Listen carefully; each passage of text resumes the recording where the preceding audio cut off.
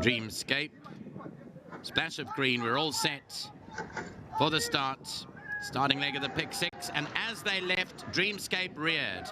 As they jumped, Dreamscape reared as the gates opened. We'll come back to that. BONNAROO jumped away really quickly, is the early leader. I Like It Hot is right up there in the early stages. So too is Time Chaser, who's gone up there in search of the lead. Isn't It Bliss is outside of runners. Then came Miss United States, Montrezor, Baby It's Cold outside, and Miss Rose. Emily Spirit is midfield. Racing behind that one is Crown Plaza. Gives them about 8 or 9 lengths start. Ready to Fly is being pushed along. Kevin Chera, Winter Journeys behind that. They're going really quickly. Splash of green, Budra. And then came at the back end of the field, Dreamscape. About to be homeward bound with 500 meters left to go. And Isn't It Bliss has taken over to lead it here. Isn't It Bliss, the leader from I Like It Hot, Montrezor. Then came BONNAROO. Down along the inside is Time Chaser. Further back to Miss Rose and Baby It's Cold outside. 300 to go. Out in front, Montrezor. BONNAROO is coming home smartly down the inside. BONNAROO picks it up from Montrezor. Then came I Like It Hot, and Ready to Fly is up on the stand side. But it's BONNAROO all the way here. And BONNAROO goes on strongly to score. BONNAROO, Vito Montrezor, good run, Ready to Fly in third. And fourth to Crown Plaza, I Like It Hot, and Splash of Green ran on strongly.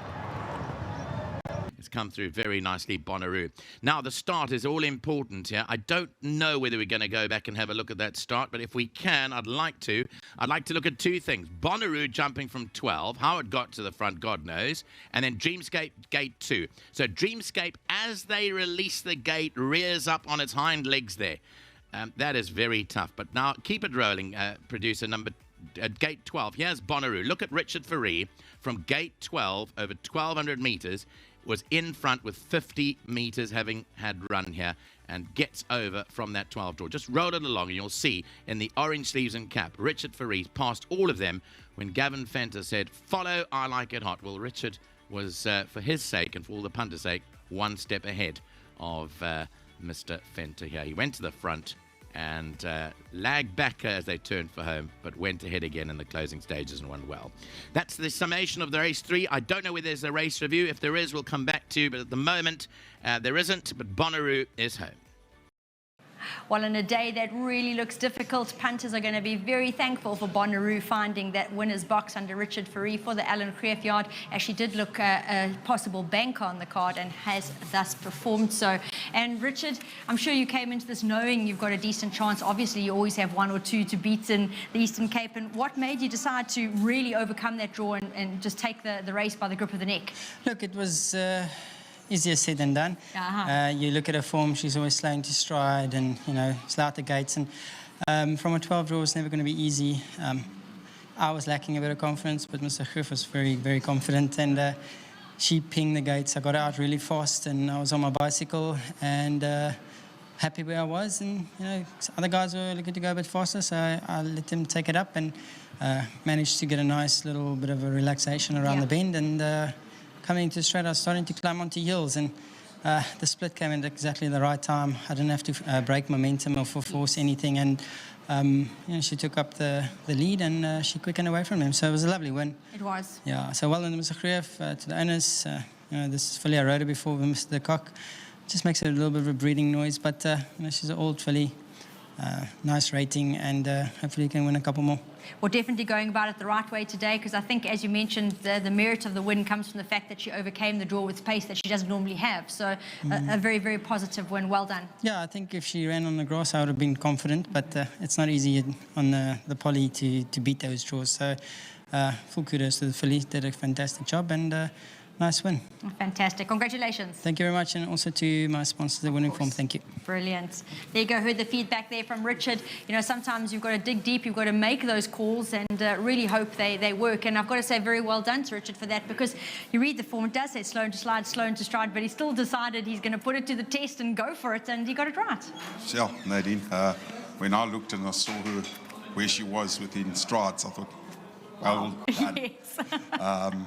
And he rode a cracking race thereafter, but all credit, I think, from the start of the race. Once he got over from that draw, the rest of it was, you know, just he didn't take too much out of it to get to where she was. And he rode a good race. So very well done to Richard. Great ride. Well done to Dr. Schechter and Alan Schechter, both in East London. I said to them, I thought she was a huge rider today, despite her draw, and she duly obliged. So I'm pretty pleased with that. And, you know, to Mark de Kock for sending her down here, and Richmond Highlands, Rafif doing the business. Yeah, and I've got to say thanks to you, because it is a hard card, and it's when a horse stands out and you want to bank it, it's nice to have the confidence from the trainer, and I know she would have been a popular winner today, so congratulations. Thank you, Nadine. Don't run away just yet.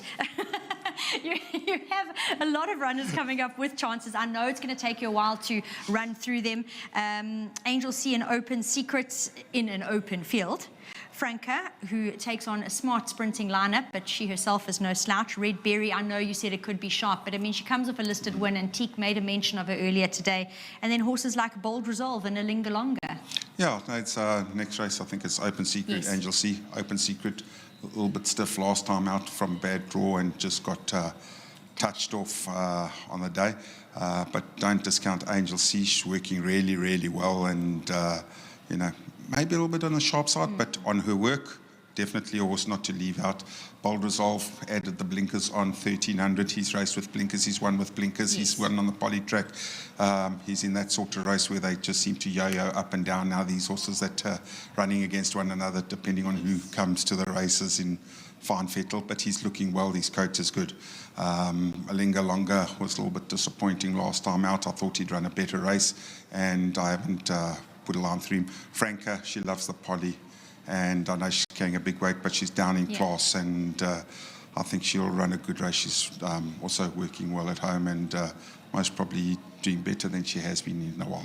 Yeah. Brilliant. Alan, thank you so much for the breakdown, and well done for Bonnaroo. Alan runs. He's got to go saddle some horses there. And yeah, as I mentioned, a popular winner here. Very well done to the Schechters. Great ride from Richard when he had a lot against him to bring home the popular favourite, Bonnaroo.